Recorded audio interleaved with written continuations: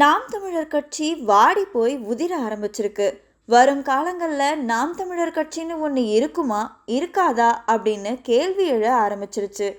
ஆமாங்க, அடுத்தடுத்து நிர்வாகிகள் தானா கட்சியை விட்டு விலகிட்டு இருக்காங்க. கட்சியில் என்ன பிரச்சனைனாலும் கட்சியின் தலைமை சரி செய்யும். ஆனால் கட்சி தலைமை ஒருங்கிணைப்பாளராக இருக்கிற சீமானே பிரச்சனைனா என்ன பண்ணுறது? வெளியே போய் தானே ஆகணும். இப்படித்தான் நடந்துட்டு இருக்கு அந்த கட்சியில். இந்த தர்ம சங்கடத்திலிருந்து கட்சி மீளுமா, இல்லை சங்கடத்தை கொடுக்கிற கட்சியிலிருந்து தொண்டர்கள் மீண்டு கட்சியை விட்டு போவார்களா? அரசியல் பின்புலம் எதுவுமே இல்லாம கட்சி தொடங்கி தேர்தல் களத்தை சந்தித்தவர் சீமான். ஆரம்ப காலத்தில் நாம் தமிழர் கட்சியின் ஒருங்கிணைப்பாளராக இருந்த சீமானுடன் இரண்டாம் கட்ட தலைவர்கள் என சிலர் இருந்தனர். அவரை அமீர் போன்ற திரை பிரபலங்களும் ஆதரித்து வந்தனர். அதற்கு அடுத்த கட்டமாக நாதாகாவில் ராஜீவ்காந்தி, கல்யாணசுந்தரம் என சிலர் ஊடகங்களில் மிக தீவிரமாக சீமானின் குரலாக ஒலித்து வந்தனர். நாம் தமிழர் கட்சிக்கு முதல் அடி அந்த கட்சியில ராஜீவ்காந்தி, கல்யாணசுந்தரம்னு இரண்டாம் கட்ட தலைவர்கள் எல்லாம் கொஞ்சம் வருஷத்துக்கு முன்னாடி கட்சியிலிருந்து வெளியே போனது. இரண்டாம் அடி video league, audio league, YouTube interviews, இதெல்லாம் நாம் தமிழர் கட்சி ஃபேமஸ் ஆக காரணம். ஒரு குறிப்பு, நெகட்டிவாக ஃபேமஸ் ஆக காரணம் இருக்கிறதுலேயே இதுதான் பெரிய அடியும் கூட. மூன்றாவது அடி, பிரபாகரன் இன்னும் உயிரோடு தான் இருக்கிறார், ஆமை கறி சாப்பிட்டோம், என்னிடம் கேட்டுதான் எல்லாவற்றையும் செய்வார் என்று சொன்னதெல்லாம் மீம் கிரியேட்டர்ஸ்க்கு அவர் வாரி வழங்கிய வரப்பிரசாதம். ஆனால் அவர் மேல் வைத்திருந்த நம்பிக்கையை சீர்குலைக்க அவரே தனக்குத்தானே செய்து கொண்ட செய்வினை என்றே சொல்லலாம். இது அவர் மீது பயங்கர விமர்சனம் வர காரணமாக மாறி நம்பிக்கைக்குரியவர் இல்லை என்ற பிம்பத்தை கொண்டு வந்தது.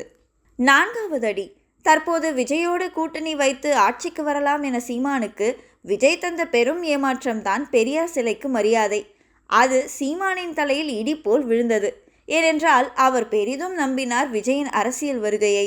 என் தம்பி என் தம்பி என்று சொல்லிய வாய் தற்போது மௌனமாக இருக்கிறது. இப்படி ஒரே சலசலப்பாவே தான் இருக்கு. விமர்சனங்களுக்கும் பஞ்சம் இல்லாம போனாலும் தேர்தல்களில் வாக்கு சதவிகிதம் உயர்வை தான் கண்டிருக்கு. ஆனால் கடந்த 2024 மக்களவை தேர்தலுக்கு பிறகு தொடர்ந்து கட்சிக்குள் ஒரு சலசலப்பு நிலவி வருகிறது. உதாரணமாக அக்கட்சியின் அடையாளங்களில் ஒருவராக உள்ள காளியம்மாள் ஓரங்கட்டப்பட்டார். அவரை பற்றி சீமான் பிசிறு என்று பேசிய ஆடியோ வெளியாகி அதிர்வை உண்டாக்கியது.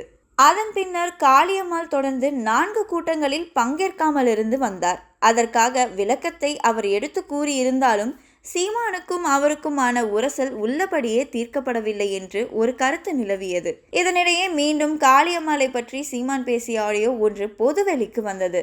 இந்நிலையில்தான் கிருஷ்ணகிரி நிர்வாகிகள் சீமான் மீது சில குற்றச்சாட்டு முன்வைத்து கட்சியிலிருந்து வெளியேறினர். அதற்கு விழுப்புரம் வடக்கு மாவட்ட பொறுப்பிலிருந்து மாவட்ட செயலாளர் சுகுமார் கட்சியை விட்டு வெளியேறுவதாக அறிவித்துள்ளார். நாதாகா என்றால் சீமான், இவர் இல்லை என்றால் கட்சியே இல்லை என்ற நிலைதான் யதார்த்தத்தில் இருக்கின்றது என்பது வெளியேறிய பலரின் குற்றச்சாட்டாக உள்ளது. சீமான் பாரம்பரிய அரசியல்வாதி கிடையாது. நாதாகா என்பது சீமானை மட்டுமே முன்னிலைப்படுத்தும் தனிநபர் கட்சிதான். தன்னை விட யாரும் வளர்ந்துவிடக்கூடாது என சீமான் நினைக்கிறார் என்பது அந்த கட்சியை விட்டு பிரிந்து சென்ற அனைவரின் கருத்தாகும். ஆகவேதான் அவர் இரண்டாம் கட்ட தலைவர்களை உருவாக்க வேண்டாம் என நினைக்கிறார். அப்படி இரண்டாம் கட்ட தலைவர்கள் உருவானால் அவர்களை திமுக, அதிமுக கட்சிகள் அரவணைத்துக் கொள்ளும். அதற்கான வாய்ப்புகள் அதிகம் உள்ளன. கட்சியின் வாக்கு சதவிகிதமானது பெரிய அளவில் முன்னேற்றம் இல்லை என்றாலும் 1 விழுக்காடு 2 விழுக்காடு முன்னிலை ஒவ்வொரு தேர்தலிலும் கிடைக்கிறது. அதாவது அவரது கட்சிக்கு அவரேதான் போட்டி, அதில் அவர்தான் வெல்வார் என்பது போல். ஆகவே இரண்டாம் கட்சி தலைவர்கள் விலகுவதால் கட்சிக்கு பாதிப்பு இல்லை என்பதையே இந்த வாக்கு சதவீதம் காட்டுகிறது. ஒருவர் வலிமை பெற்ற பிறகு வேறு கட்சிக்கு போய் சேர்வதால் கட்சிக்கு அது பின்னடைவை தரும். ஒருவர் பிரபலமாகாமல் வேறு கட்சிக்கு போகும்போது அது வெளியே செய்தியாகாது. ஆகவே அடிமட்ட நிலையில் தொண்டர்கள் இருந்தால் போதும். அதற்கு மேலாக வளர்ந்துவிட்டு வேறு கட்சிக்கு விலை போவதை தடுக்கவே சீமான் இந்த முறையை கையாளுகிறார். சீமான் அதிகம் விமர்சனம் செய்வது ஆளும் கட்சியான திமுகவை தான்.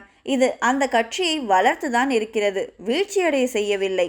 நாதாகாவை உடைக்கும் முயற்சியை யாரேனும் செய்கிறார்களா என்றால் அப்படி ஒரு தேவை ஆளும் கட்சிக்கு தான் உள்ளது. ஆனால் ஸ்டாலின் அதை செய்ய மாட்டார். அதனால் வரும் நஷ்டங்களை அவர் உணர்வார்.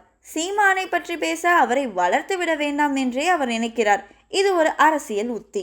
ஆகவேதான் சீமானை பற்றி அவர் இதுவரை பேசவே இல்லை. தினகரனிடமிருந்து செந்தில் பாலாஜி திமுகவுக்கு போனார். அவர் சென்றது தனக்கு நஷ்டம்தான் என தினகரனே சொல்லியிருக்கிறார். செந்தில் பாலாஜி அளவுக்கு நாத்தாக்காவில் யாரும் இல்லை. கமல்ஹாசனின் கட்சியில் கூட சில செல்வம் படைத்தவர்கள் இருந்தார்கள். அவர்கள் கட்சியை விட்டும் போனார்கள். அப்படியான பணக்காரர்களும் சீமான் கட்சியில் இல்லை. சீமான் தன் கட்சியை 1.1% இன்று 8% மேல் வாக்குகளை உயர்த்தி கொண்டே செல்கிறார்.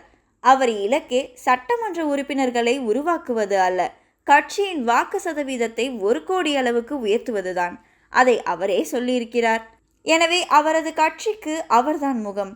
பொதுவெளிகளில் சாதிய பேச்சுக்களை பேசுவது, கட்சி தொண்டர்களை பொதுவெளியில் அவமதிப்பது என செய்யும் செயல்கள் கோதர்களுக்கு அதிருப்தியை ஏற்படுத்தின. கட்சியின் எதிர்காலமும் தவிப்பில்தான் இருக்கிறது என கூறுகிறார்கள் அரசியல் விமர்சகர்கள்.